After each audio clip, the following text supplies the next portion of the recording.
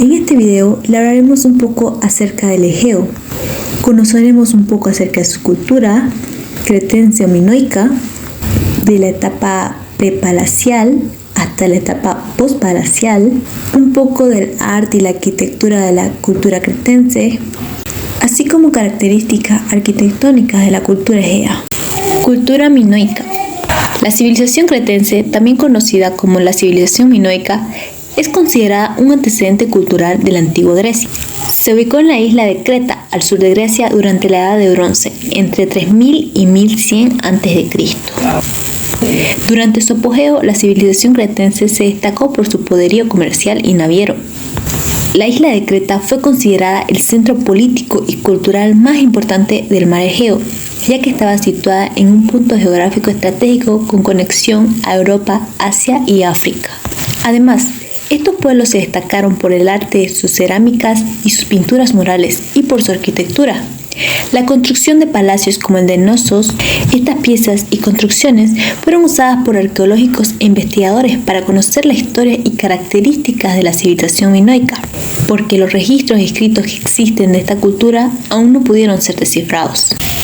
Así, con su arte y arquitectura únicos y la expansión de sus ideas a través del contacto con otras culturas del Egeo, los minoicos contribuyeron de forma significativa al desarrollo de la civilización europea occidental, como hoy sabemos.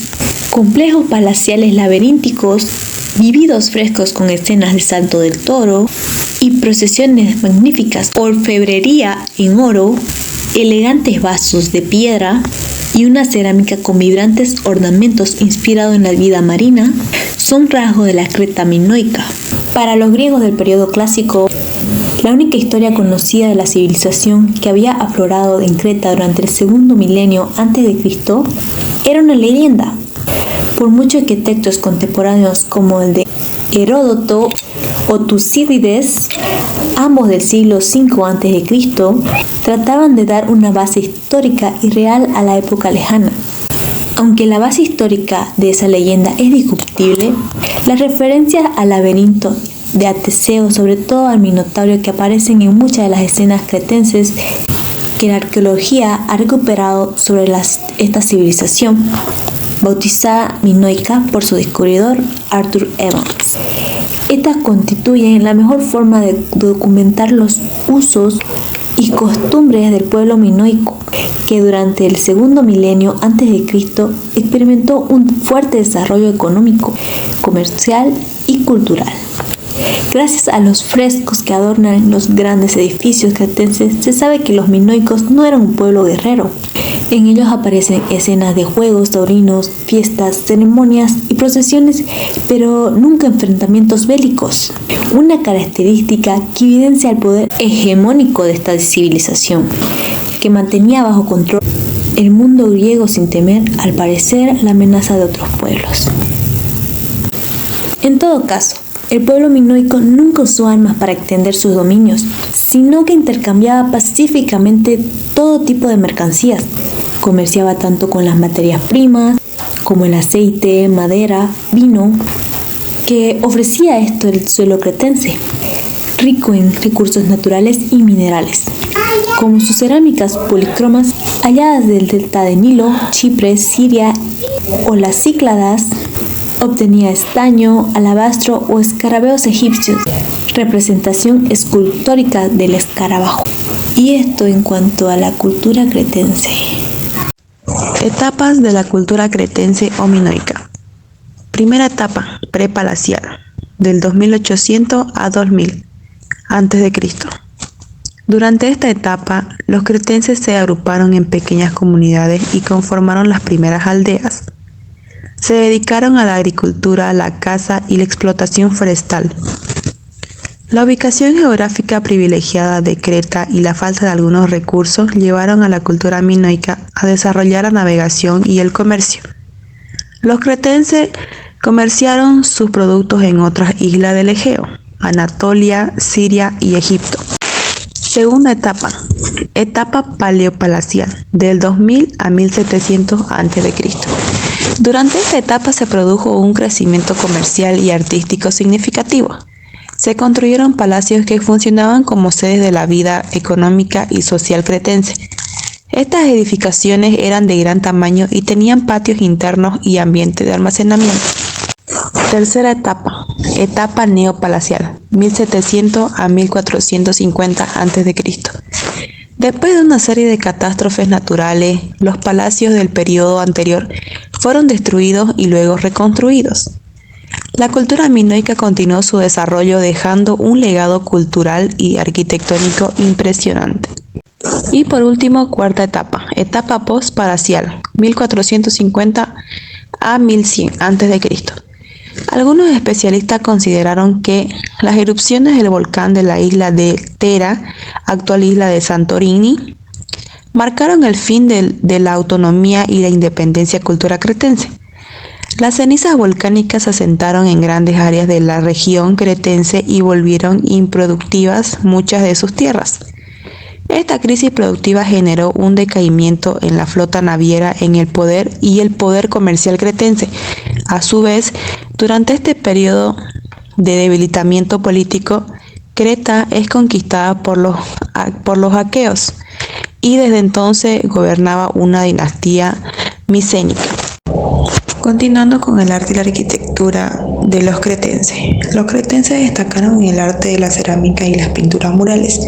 Construyeron palacios impresionantes, como el famoso Palacio de Nosos, que servían como centros económicos y sociales.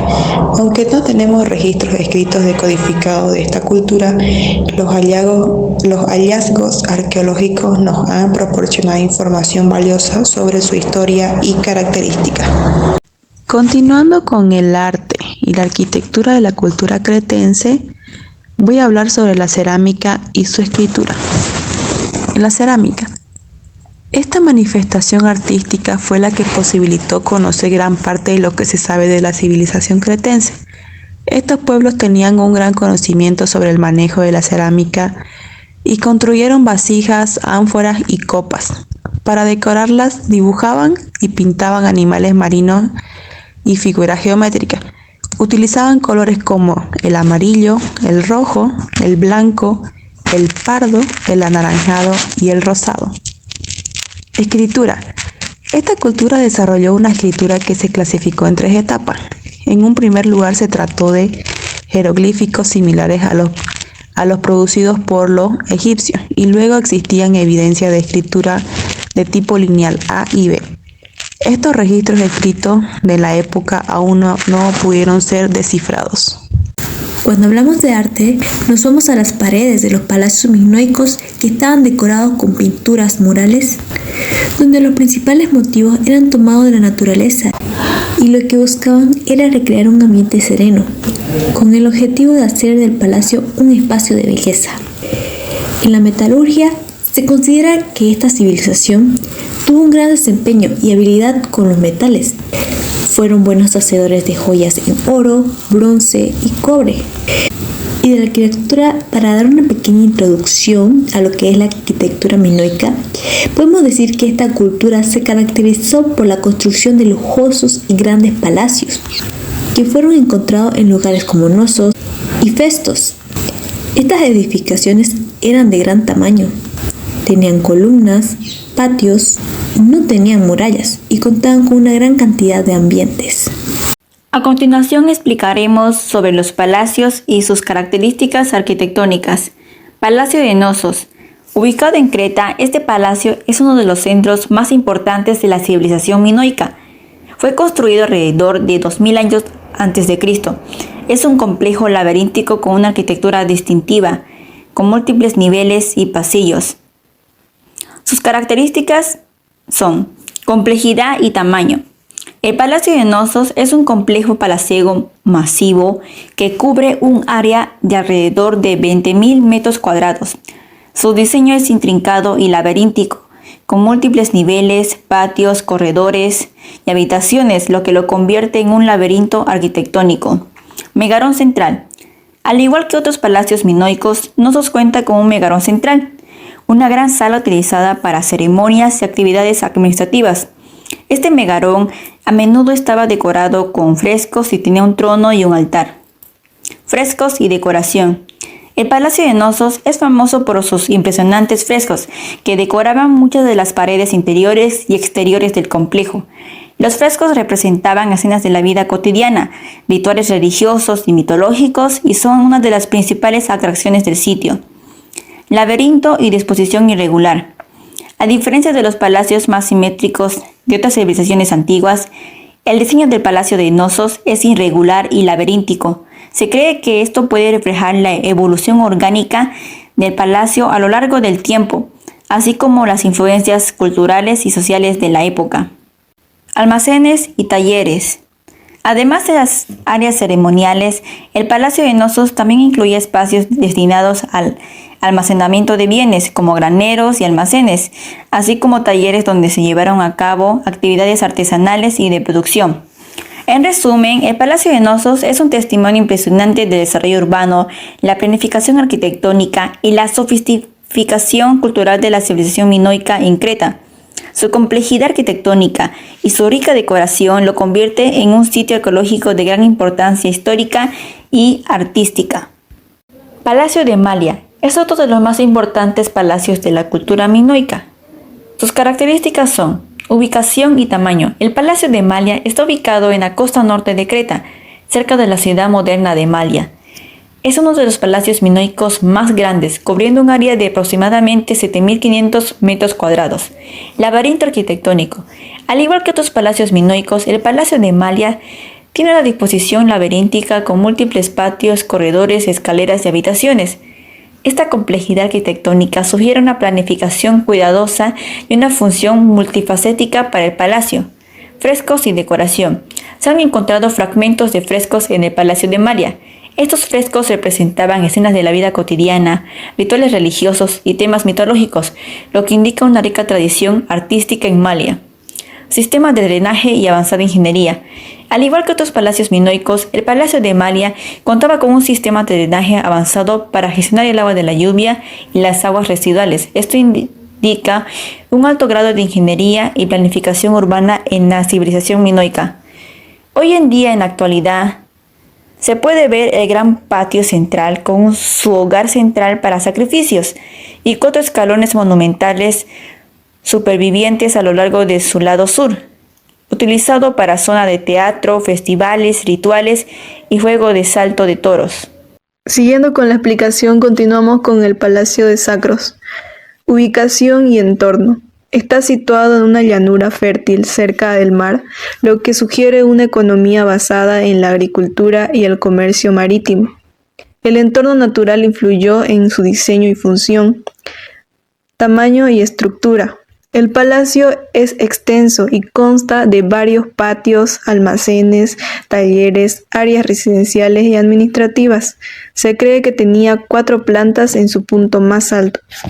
El diseño del palacio incluía pasillos y corredores que conectaban las diferentes áreas, lo que sugiere una planificación cuidadosa para facilitar la circulación de personas y bienes dentro del complejo. Materiales de construcción. Se utilizaron materiales locales como piedra caliza y yeso para construir el palacio. Las paredes eran gruesas y sólidas, con muros de hasta 1.8 metros de espesor en algunos lugares. Sistema de drenaje avanzado. Al igual que otros palacios minoicos, Sacros contaba con un sistema de drenaje sofisticado que canalizaba el agua de lluvia y los residuos lejos del edificio principal. Sala de trono. Similar a otros palacios minoicos, Sacros tenía una sala central que probablemente servía como sala del trono. Esta sala solía estar decorada con frescos y tenía una disposición que reflejaba su importancia ceremonial y administrativa. Almacenes y talleres. Junto a las áreas residenciales y ceremoniales, el palacio albergaba numerosos almacenes y talleres donde se realizaban actividades económicas como el almacenamiento, procesamiento y producción de bienes. En resumen, el Palacio de Sacros era una estructura impresionante que servía como centro administrativo, ceremonial y económico en la civilización minoica.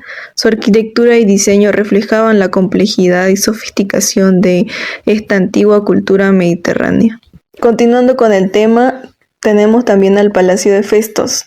Su ubicación. El Palacio de Festos se encuentra en la meseta de Mesara, en el sur de Creta, en una posición estratégica que le permitía controlar las rutas comerciales marítimas y terrestres de la región. Su arquitectura. Al igual que otros palacios minoicos, el Palacio de Festos tiene una arquitectura compleja y laberíntica, con múltiples patios, pasillos, almacenes y salas ceremoniales. Está construido con piedra local y tiene una estructura sólida. Su sistema de drenaje. El Palacio de Festos, al igual que otros palacios minoicos, contaba con un sistema de drenaje avanzado para gestionar el agua de la lluvia y aguas residuales. Esto indicaba un alto grado de planificación urbana y conocimiento técnico en la gestión del agua. Megarón central. Al igual que otros palacios minoicos, el Palacio de Festos tiene un megarón central, que es una sala principal utilizada para ceremonias y actividades administrativas. El megarón generalmente tiene un trono y un altar, y a menudo está decorado con frescos, almacenes y talleres. El palacio también incluye áreas destinadas a almacenamientos de bienes, como graneros y almacenes, así como talleres donde se llevaron a cabo actividades como el procesamiento de alimentos y la producción de bienes artesanales. El Palacio de Festos es un testimonio impresionante del desarrollo urbano y la sofisticación cultural de la civilización minoica en Creta. Su tamaño, complejidad arquitectónica y urbanización estratégica lo convierten en un sitio arqueológico de gran importancia histórica y arquitectónica. Les voy a hablar acerca de la ornamentación taurina, que es una parte crucial de la cultura y tradición de la tauromaquia. Y bueno, les voy a tocar unos puntos importantes que son el traje de luces. El traje de luces es el atuendo distintivo que visten los toreros durante las corridas. Está elaborado con telas brillantes y adornado con bordados, dorados o plateados. El capote. El capote es la capa grande y colorida que los toreros utilizan para maniobrar y distraer al toro durante la corrida. Suele ser de colores llamativos como el rosa y el amarillo. Muleta. Similar al capote pero más pequeña. La muleta es un elemento esencial en la faena de los toreros, que se utiliza para dirigir y guiar al torero en la arena. Montera es el sombrero tradicional que usan los toreros. Suele ser negro y redondo, aunque algunos toreros prefieren estilos más personalizados. Banderillas. Las banderillas son varas adornadas con flecos de colores que se clavan en el lomo del loro durante la corrida. Contribuyen a debilitar al animal para facilitar la faena del torero. El estoque y son espadas utilizadas por el matador para dar muerte al toro. A menudo están decoradas con grabados y empuñaduras ornamentadas. Estos elementos no solo cumplen una función de práctica durante la corrida, sino que también añaden un aspecto estético y ceremonial a la tauromaquia, resaltando la rica historia y tradición de este arte. Continuando con la explicación, estaremos también hablando un poco acerca de la ornamentación o el arte minoico. Como primera presentación tenemos el fresco de Megarón en el Palacio de Exnosos. Esta pintura o fresco tiene colores bien vivos, como ser el color azul, el color amarillo, tiene el color gris, tiene el color negro. Tiene unas características bien dinámicas y sus gustos por el motivo vegetal acerca de en el arte como en el color y representación de animales son bien notorias a diferencia de otras civilizaciones. Otro de los frescos que contamos también, que es uno de los frescos también importantes, es el río de Akrotiri, que también tiene características y representaciones vegetales, tiene representaciones de animales con colores también sobresalientes, como ser el color azul que representa el río. Tenemos colores rojos, tenemos color amarillo, tenemos colores gris, El color gris por lo general se utilizaba como fondo, pasando también lo que es a la ornamentación minoica. Esta contaba con cierta característica, como ser tenía colores amarillo, tenía color negro, el negro que representaba a lo que se pintaba y el amarillo como fondo. Uno de los mayores representantes o animales representantes de este arte era el pulpo, como una representación vegetal, ya que se tenía mucha consideración en cuanto a lo que se veía, lo que se podía percibir. Esta civilización estaba más centrada en la naturaleza, ya que tenía la facilidad para poder representar y captar lo que es en su arte.